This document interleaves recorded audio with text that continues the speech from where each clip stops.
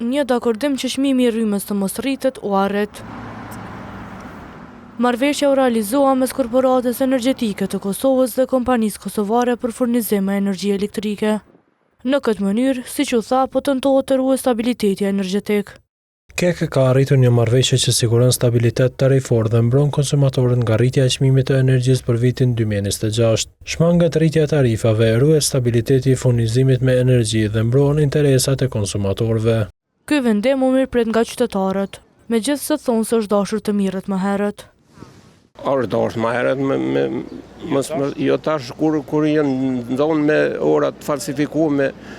Edhe kështu që edhe populli kemi edhe na faj që nuk qohen protesta. Është mirë që kanë marrë vendim, po është kohë mirë me këshyer edhe çmimi ekzistues është nivel, është sa duhet, ama sa më i lartë se sa duhet. E një tjetër konsumator ka një thirrje.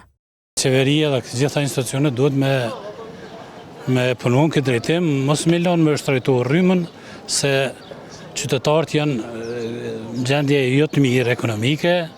Ani pse vendimi duhur, ekonomistët kanë ndrohen se si do veprohet tutje.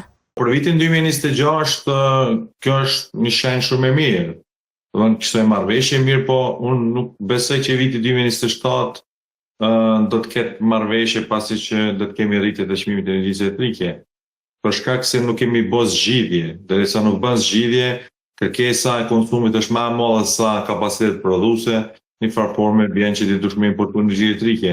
Importi i energjisë elektrike nganjëherë është tek ne në Kosovë është ad hoc, për shkak të problemeve më centrale. Në prill të vitit 2025, energjia elektrike me kërkesë të Keskës ishte shenjtuar për 16.1%.